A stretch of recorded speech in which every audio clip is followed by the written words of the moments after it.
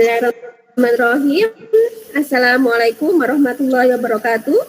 Waalaikumsalam warahmatullahi wabarakatuh. Bagaimana kabarnya Bu Novi? Sehat hari ini? Alhamdulillah, meski agak capek tapi tetap semangat. Iya, di sesi terakhir ini memang tantangan ya. Jadi sudah siang, sudah menjelang istirahat. Oke, baiklah. Untuk mempersingkat waktu, mari kita buka IHT hari ini dengan berdoa. Berdoa dipersilakan. Berdoa selesai. Oke, biar tetap semangat Bu Novi ya. Kita coba kalau saya bilang, apa kabar hari ini? Jawabannya sehat, semangat, yes, yes, yes, gitu ya. Halo? Iya. Ya, Bu Novi? Ya. Bagaimana kabar Bu Novi hari ini? Sehat, semangat, yes, yes, yes. Oke, waduh, kalau pesertanya semangat gini, saya jadi ikut semangat juga ini. Oke, Bu Novi, saya izin untuk share screen dulu ya. Monggo. Sebentar.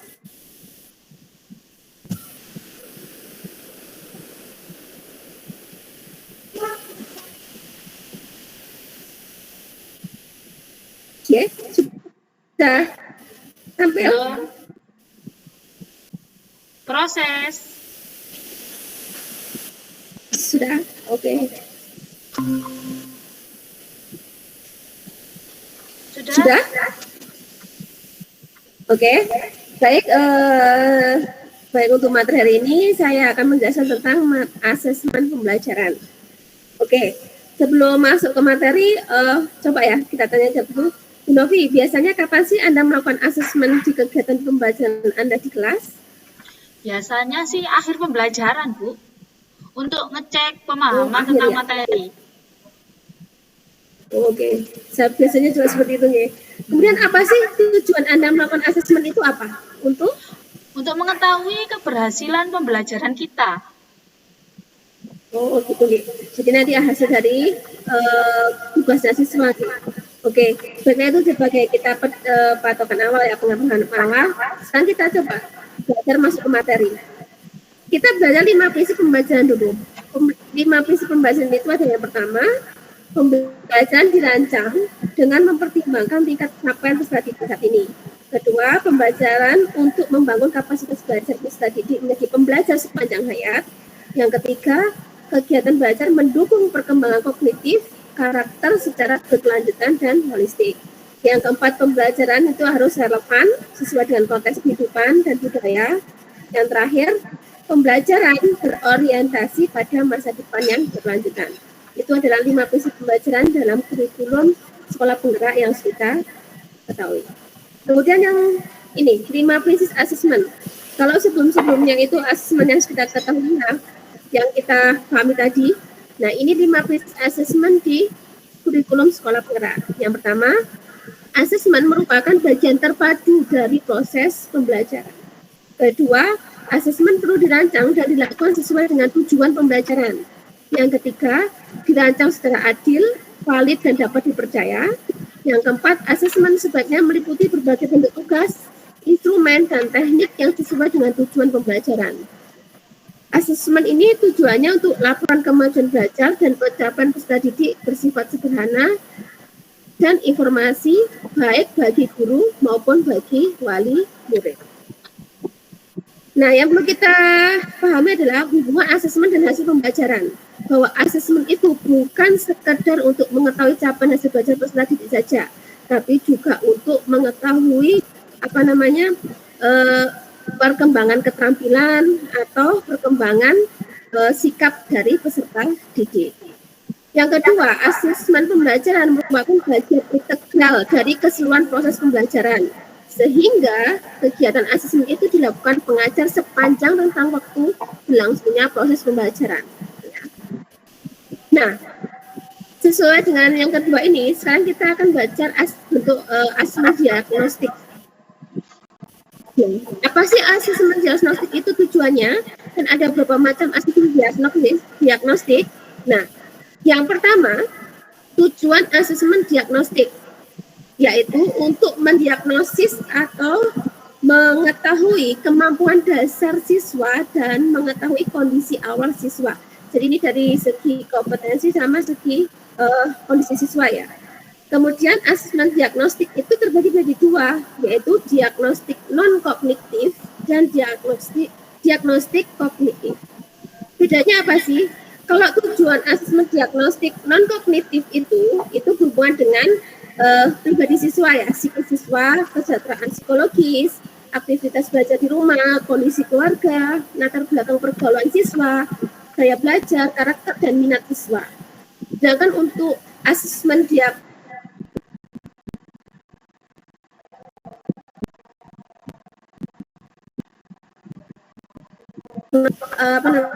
pelaksanaan pelajaran tambahan bagi siswa yang potensinya di bawah rata-rata. Nah, kemudian apa saja yang dilakukan pada saat asesmen kognitif non-kognitif, asesmen diagnostik non-kognitif? Ada persiapan, ada pelaksanaan, dan tindak lanjut. Karena ini persiapan berhubungan dengan emosi, jadi kita bisa buat kemudian berupa gambar alat bantu ya, berupa gambar memakai emosi siswa, apakah itu dia senang, apakah itu dia lagi punya masalah. Nah, dari situ kita bisa melakukan tindak lanjut. Nah, kalau misalnya ada siswa yang masih emosi negatif, kita bisa ngajak diskusi empat mata dan sebagainya. Kemudian menentukan tindak lanjut, kemudian ulangi pelaksanaan asesmen kognitif pada awal pembelajaran. Selanjutnya asesmen diagnostik kognitif. Tadi non-kognitif, sekarang kognitif. Kalau kognitif itu bertujuan mendiagnosis kemampuan dasar siswa dalam topik sebuah mata pelajaran. Asesmen ini bisa dilakukan secara rutin atau berkala. Biasanya dilakukan di awal pembelajaran, di akhir setelah guru selesai menjelaskan dan membahas topik, dan di waktu-waktu lain kondisional. Karena sifatnya berkala ya, berarti berkelanjutan. Kemudian macam asesmen diagnostik kognitif itu ada dua. Asesmen diagnostik kognitif itu bisa berupa asesmen formatif dan asesmen sumatif. Kapan itu pelaksanaannya? Nanti akan ada di materi selanjutnya. Kita akan bahas masalah asesmen diagnostik kognitif yang formatif dan sumatif. Tahapannya apa saja? Sama seperti tadi, ada persiapan, ada pelaksanaan, dan ada tindak lanjut. Mungkin itu saja yang bisa saya sampaikan. Terima kasih. Ada yang jika ingin ada didiskusikan, monggo saya beri kesempatan Bu Novi. Baik, Bu Nerita. Ya, ini mengenai penjelasan jenengan tadi, banyak sekali ya macam-macam asesmen, dan ada yang untuk mengetahui kondisi siswa atau kemampuan awal. Nah, menurut jenengan, pentingkah sih asesmen itu dalam suatu pembelajaran? Pentingkah adanya asesmen dalam suatu pembelajaran? Oke. Asesmen pembelajaran kita penting ya sebagai guru.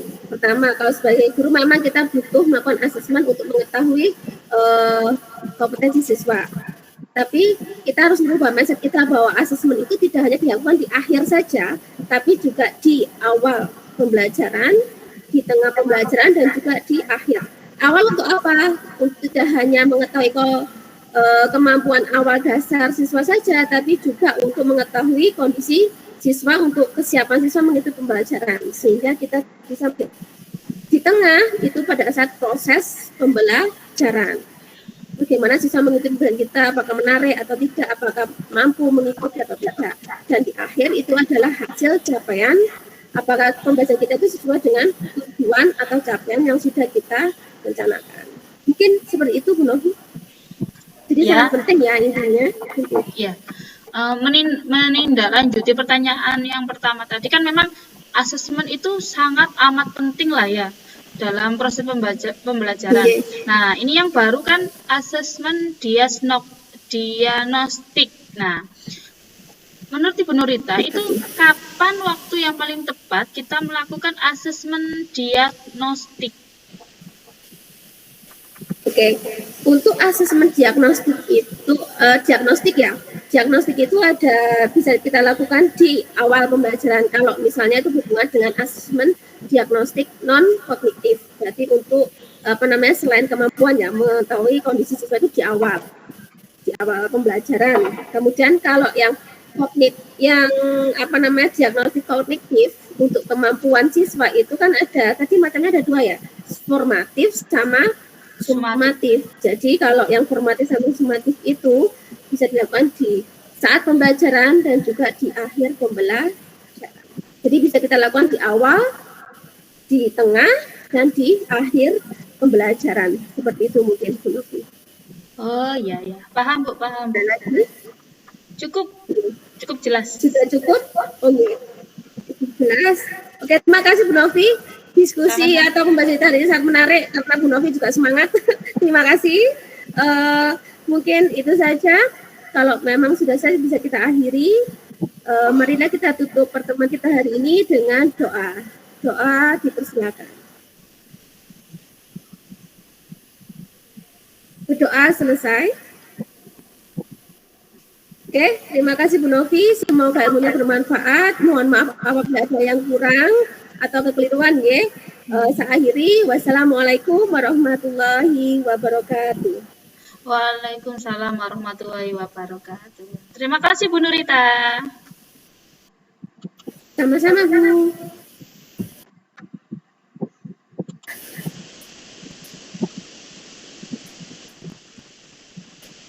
Oke. Sukses Bu. Aduh. Sabar. Loading.